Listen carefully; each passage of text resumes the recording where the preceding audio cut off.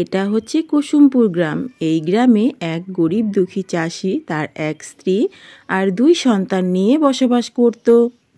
চাষি ভীষণই দুঃখী এবং তার স্ত্রীও সবসময় দুঃখী থাকে, কারণ তাদের প্রচণ্ড অভাব। কখনো খেতে পায়, কখনো পায় না। এখানে চাষির 2 ছেলে মেয়ে খুব আনন্দ করছে, মজা করে খেলাধুলো করছে। আর এখানে চাষি আর চাষির বউ কথা বলছে। হ্যাঁ গো, তুমি তো আজও কাজে গেলে না, কি করবে? ঘরে তো কিচ্ছু নেই, এইভাবে কি দিন চলে বলো তো? আমি কি খেতে দেবো? বেলা হলে একটু পরেই তো বাচ্চারা বলবে মা খেতে দাও, মা খেতে দাও। তোমার তো কোনো জ্বালা নেই, তোমার কাছে তো চাইতেও আসে না, যত জ্বালা আমার। এদিকে চাষির 2 ছেলে মেয়ে খেলা করছে। মেয়েটি একটু বড়, সে অনেক কিছুই বুঝতে পারে, আর ছেলেটি ছোট বলে সে কিছুই বুঝতে পারে না। মেয়েটির নাম সুদেষ্ণা। সুদেষ্ণা সবই বুঝতে পারছে মা বাবার মধ্যে কী নিয়ে তর্কাতর্কি হচ্ছে, তাই ওই দিকেই তাকিয়ে তাকিয়ে বারবার কথা শুনছিল। এই দিদি, তুই আমার দিকে তাকা না, তুই ওই দিকে তাকাচ্ছিস কেন? না না ভাই, আমি তোর সঙ্গে খেলা করছি, তুই বুঝতে পারছিস না, আমি ওই দিকে তাকিয়ে নেই। এদিকে চাষি আর চাষির বউয়ের মধ্যে তর্কাতর্কি হয়েই যাচ্ছে। আরে ছোট্টুর মা, আমি কি করব বলো? আমার তো কিছু করার নেই, আমি তো চেষ্টা করছি নাকি। চাষের বাজার একদম খারাপ, চারিদিকে বৃষ্টি হয়ে ধান টান সব ডুবে গেছে, আমি কি করব বলো? কত জায়গায় তো খুঁজছি কাজের জন্য, কেউ তো নিচ্ছে না। এখন আমি কি করব বলো? আমারও তো খারাপ লাগে, বাচ্চা দুটোর মুখে খাবার তুলে দিতে পারছি না। তুমি মা হয়েছো বলে তোমারই শুধু খারাপ লাগে, আমার লাগে না? আমি বাবা বলে? তোমাকে দেখে তো মনে হয় না যে তোমার খারাপ লাগে, মনে হচ্ছে যত খারাপ আমারই লাগে, সব দায় আমার পড়েছে। বাবা হয়ে তোমার কি কোনো কর্তব্য নেই ওই বাচ্চা দুটোকে ভালো রাখার? আমার আর ভালো লাগছে না এই অভাব। আরে তুমি এমন ভাবে বলছো যেন আমার খুব ভালো লাগছে। আমারও তো খুব খারাপ লাগে বাচ্চা দুটোর জন্য। ওদের শখ আহ্লাদ পূরণ করা তো দূরের কথা, ওদের সামান্য পেট ভরে খেতেটুকু দিতে পারছি না, এটা আমার খারাপ লাগে না বলো? তার মধ্যে যদি তুমি আবার এরকম করে বলো, তখন তোমার আরো বেশি খারাপ লাগে। হ্যাঁ হ্যাঁ, আমার কথা তো তোমার খারাপই লাগবে। আমার কথায় খারাপ লাগবে না? আমি তো সত্যি কথা বলি, তাই তো তোমার এত খারাপ লাগে, তাই না? আর আমার হচ্ছে যত জ্বালা। হে ভগবান, আমি যে কোথা দিয়ে খেতে দেবো বাচ্চা দুটোকে? আমার আর ভালো লাগে না, দূর, আমি চলেই যাই এখান থেকে, আর সহ্য হচ্ছে না। যাই একটু গিয়ে দেখি শেঠজির বাড়িতে কোনো কাজ পাই কিনা। এদিকে সুদেষ্ণা মা বাবার ঝগড়া দেখে খুবই মন খারাপ হয়ে গেল। সে আর খেলায় মনই দিতে পারছে না, ওইটা নিয়েই ভাবছে। হে ঠাকুর, তুমি আমাদের কেন এত অভাব দাও? আমাদের একটু টাকা পয়সা দাও না, আমরা যেন ভালোভাবে থাকতে পারি। আমার বাবা মায়ের এত ঝগড়া আমার আর ভালো লাগছে না ঠাকুর। সুদেষ্ণা মনে মনে এটাই বলতে লাগলো। ছোট্টু তো কিছুই বুঝতে পারছে না। এই দিদি, তুই খেলা করছিস না কেন আমার সঙ্গে? চুপচাপ দাঁড়িয়ে আছিস, কি ভাবছিস মনে মনে? কিছু না ভাই, আমার আর খেলতে ভালো লাগছে না, আমি ঘরে যাই, তুই খেল একা একা। বন্ধুরা, এদিকে তো সুদেষ্ণার মা রান্না বসিয়ে দিয়েছে। হায় আমার পোড়া কপাল, এই অভাব যে কবে যাবে, আর ভালো লাগছে না আমার। 2 মুঠ চাল ছিল, বসিয়ে দিলুম, বাচ্চা দুটো খাবে। বলি আমি তো মা, আমি কি করে পারি ওই বাচ্চা দুটোকে না খাইয়ে রাখতে, বলো দেখে নি? আমার আর ভালো লাগছে নি। এই 2টো চাল ফুটিয়ে কোন কয়টা ভাত হবে, সেই ভাত কয়টাই বাচ্চা দুটোকে দিতে হবে। পেট পুরে খেতেও দিতে পারিনি মা হয়ে, কি যে জ্বালা হলো আমার। বন্ধুরা, এইভাবেই তো সুদেষ্ণার মা একা একা কথা বলছিল আর রান্না করছিল, খুবই দুঃখ পাচ্ছিল তাদের অভাবের জন্য। এমন সময় সুদেষ্ণার বাবাও চলে আসলো ভাত খাবার জন্য। কই গো গিন্নি, রান্না হলো? কই দাও তো দেখি দুটো খেতে, একটু খেয়ে নি, তারপর আবার জমিদার বাড়িতে যেতে হবে। দাও দাও, কি রান্না হয়েছে দাও দেখিনি। তা বলি কি, লাজ লজ্জার মাথা কি খেয়ে বসে আছো?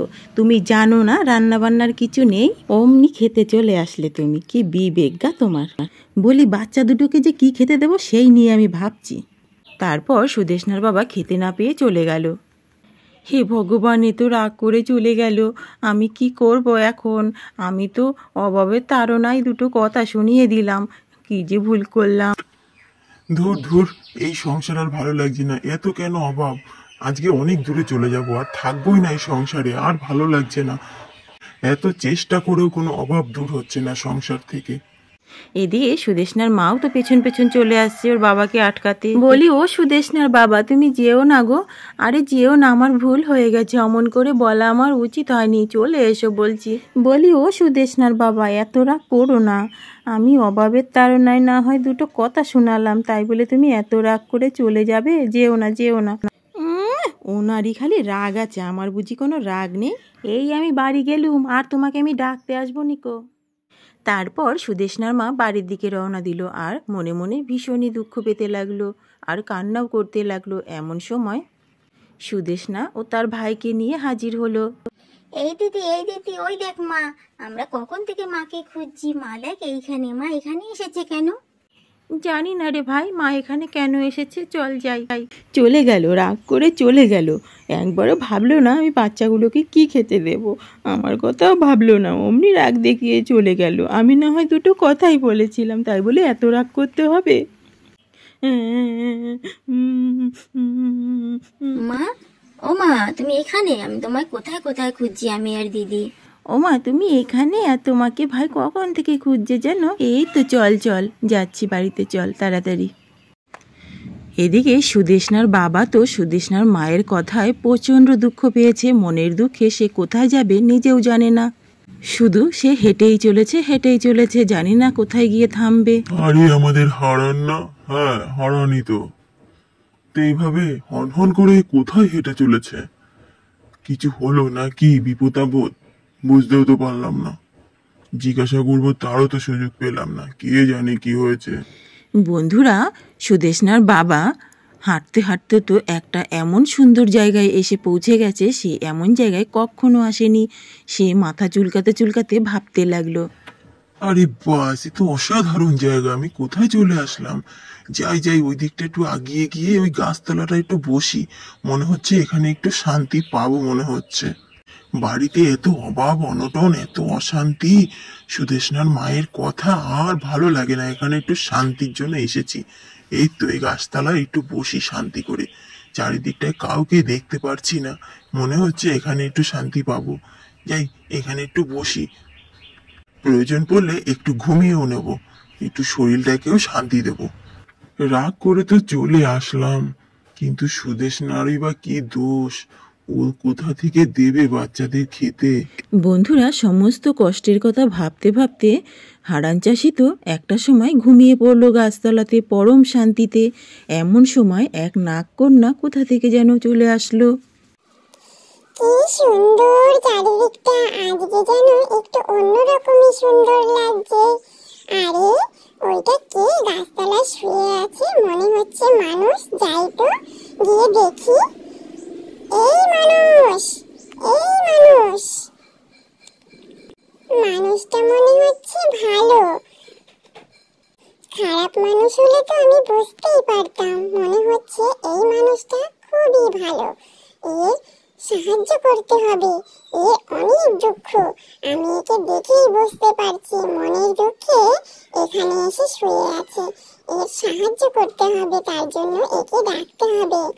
এই যে, ওঠো, তোমার কি দুঃখ?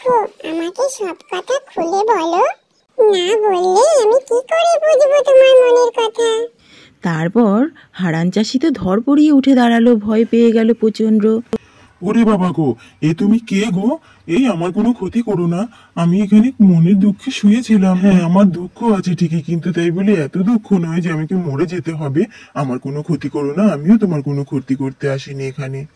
আরে তুমি ভয় পেও না, ভয় পেও না, আমি তোমার কোনো ক্ষতি করব না। তোমার কষ্টের কথা আমাকে খুলে বলো, আমি তোমাকে সাহায্য করব। তারপর সব দুঃখের কথা খুলে হারান চাষি নাগকন্যাকে বলল। সব কথা শুনে নাগকন্যার ভীষণ দয়া হলো।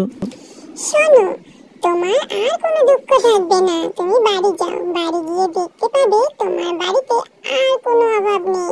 সব ঠিক হয়ে গেছে, সবাই সুখে বসবাস করতে পারবে। চিন্তা করো না। হ্যাঁ, এখন বাড়ি যাও।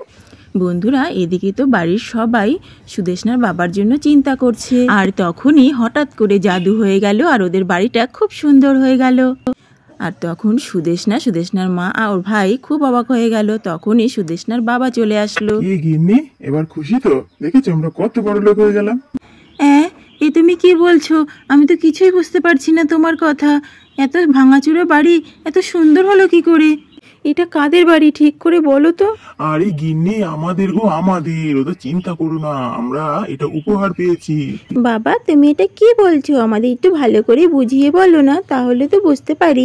তখন সুদেষ্ণার বাবা সবাইকে ভালো করে বুঝিয়ে বলতে লাগলো সমস্ত ঘটনা, যে নাগকন্যা কিভাবে তাদের দুর্দিন থেকে সুদিন এনে দিল। তা গিন্নি, এখন কি এখানেই দাঁড়িয়ে থাকবে, না ঘরের ভেতরেও যাবে? চলো চলো, তাড়াতাড়ি যাই, একটু দেখি। তারপর সবাই মিলে ঘরের ভেতর চলে আসলো। ছোট্টু তো সোফার মধ্যে শুয়েই পড়েছে। সবাই ভীষণই খুশি হয়েছে। আরে গিন্নি, এ তো এলাহি ব্যাপার, আমি তো ভাবতেই পারিনি নাগকন্যার কথা যে এত সত্যি হবে। অসাধারণ, সত্যি নাগকন্যা আমার এত উপকার করলো। হ্যাঁ গো, ঠিকই বলেছো, খুব সুন্দর হয়েছে। বলতে বলতে নাগকন্যা চলে আসলো। তোমরা এখন ভালো আছো তো? এইভাবে ভালো থাকবে, কখনো কটু কথা বলবে না, নিজেদের মধ্যে ঝগড়া অশান্তি করবে না, কেমন? এইভাবে ভালো থেকো। ও মা গো, এই বুঝি নাগকন্যা? বাবা বাবা, কি সুন্দর দেখতে তুমি গো, অসাধারণ, খুব সুন্দর। তোমার এই উপকার আমরা কোনোদিনও ভুলতে পারবো না। তাহলে বন্ধুরা, আজকের গল্পটা এইখানেই শেষ হলো। তোমাদের এই গল্পটি কেমন লাগলো তা কমেন্ট করে কিন্তু জানাতে ভুলো না। যদি ভালো লেগে থাকে সেটাও জানিও, তাহলে এই রকম নিত্য নতুন ভিডিও নিয়ে তোমাদের সামনে আসতে আমার অনেক ভালো লাগবে। তাহলে আজকে এই পর্যন্তই, দেখা হবে আবার পরবর্তী কোনো ভিডিওতে। টাটা, ভালো থেকো আমার ছোট ছোট সোনা বন্ধুরা।